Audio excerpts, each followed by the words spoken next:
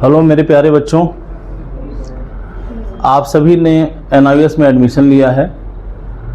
NIOS का मतलब national institute of open schooling. तमाम लोग, मैं देखता हूँ आपके पेरेंट्स आए स्टार्टिंग में मुझसे मिले तो उन्होंने कहा कि सर NIOS की इतनी वैल्यू नहीं है।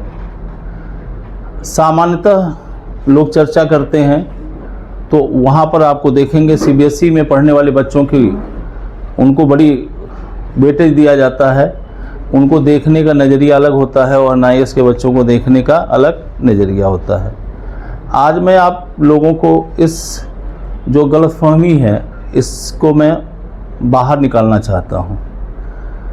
आप सभी को मैं बताना चाहता हूँ कि बेटा जो एजुकेशन है यह सब्जेक्ट मैटर है, यानी ये स्टेट की रिस्पांसिबिलिटी होती है कि अपने स्टेट के लोगों को क्या करना, एजुकेशन देना।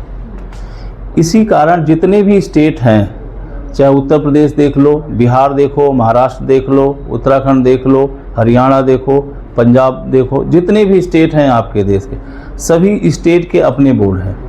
यूपी का यूपी बोर्ड, बिहार का बिहार बोर्ड, महाराष्ट्र का महाराष्ट्र बोर्ड, उत्तराखंड का उत्तराखंड बोर्ड। तो जितने राज्य हैं सबके अपने अपने बोर्ड हैं, क्योंकि ये स्टेट मैटर है एजुकेशन। और स्टेट मैटर होने के कारण क्या है, वे अपने राज्य के लोगों को एजुकेशन देना यह उनकी रिस्पांसिबिलिटी या उनकी जिम्मेदारी है। लेकिन ऐसे में साथ साथ बहुत सारे ऐसे लोग हैं जो क्या है, जिनको किसी न किसी कारण से वो स्कूलिंग नहीं ले पाए, स्कूल का या उनका पढ़ाई छूट गया, ड्रॉप आउट हो गए, तो उन लोगों को एजुकेशन कैसे दिया जाए। उन लोगों को एजुकेशन देने के लिए, चूँकि राइट टू एजुकेशन के तहत सबको एजुकेशन लेने का हक है, इसीलिए उनको एजुकेशन देने के लिए सेंट्रल गवर्नमेंट ने NIOS नामक संस्था बनाई कि जिससे क्या है कि अगर किसी कारण से वह एजुकेशन नहीं ले पाए हैं तो उनको एजुकेशन दिया जा सके। CBSE बोर्ड सेंट्रल गवर्नमेंट ने बनाया, क्योंकि बहुत सारे सेंट्रल गवर्नमेंट के एम्प्लॉई होते हैं जो ट्रांसफरेबल जॉब है। आज दिल्ली में है, कल को मद्रास में पोस्टिंग होगी, फिर कलकत्ता में पोस्टिंग हो जाएगी, फिर बॉम्बे पोस्टिंग हो जाएगी। तो उनकी फैमिली क्या करती है, एक जगह से दूसरे जगह शिफ्ट होती रहती है।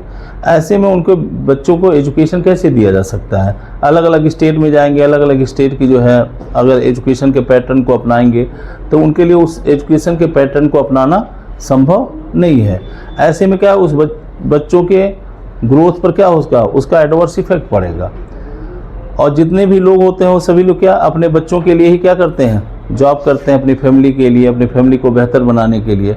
ऐसे में उन क्या है, फादर की वजह से या उनके पेरेंट्स के जॉब की वजह से वो बच्चे सफ़र करेंगे। तो सेंट्रल गवर्नमेंट ने क्या किया, CBSE बोर्ड बना दिया। इसीलिए क्या है, जितने भी स्टेट हैं सभी जगह CBSE बोर्ड के स्कूल्स हैं, ठीक है। और जिससे क्या है, उन बच्चों को जहाँ भी वो ट्रांसफ़र होते हैं उनके बच्चों को वहाँ एडमिशन मिल जाता है, और जिससे उनको same pattern, same syllabus, same routine पर उनकी क्लासेज मिलती हैं, जिससे उनको बच्चों को पढ़ने में कोई किसी तरह की असुविधा नहीं होती। तो इन चीज़ों को ध्यान में रख करके CBSE बोर्ड बनाए गए। तो आपको यह जानकारी होना चाहिए कि हम भारत के अंदर हमारे 3 तरह के नेशनल बोर्ड हैं। एक CBSE बोर्ड है, एक ICSE बोर्ड है और एक NIOS बोर्ड है। और यह तीनों जो नेशनल बोर्ड हैं, यह तीनों क्या है, इक्विवेलेंट माने जाते हैं।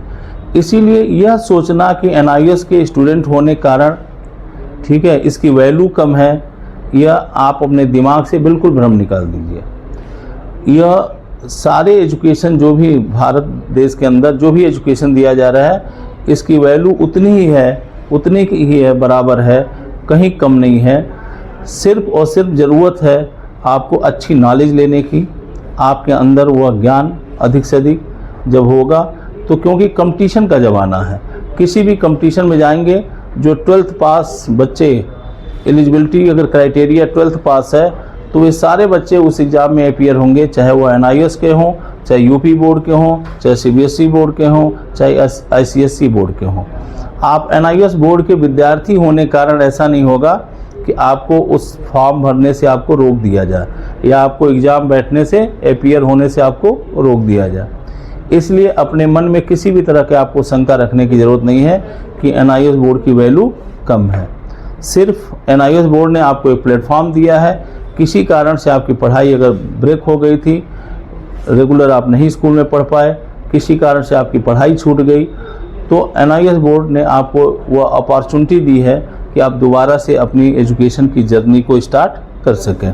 इसलिए आपको ज़रा सा भी अपने मन में ये कभी लाने की ज़रूरत नहीं है कि हम जो भी पढ़ाई कर रहे हैं, जहाँ भी एडमिशन लिए हैं NIOS बोर्ड से, वह उसकी वैल्यू कम है या हमें आगे चल के किसी तरह की असुविधा होगी। तो मैं आप लोगों को एश्योर करता हूँ यह कि कहीं कोई असुविधा नहीं है।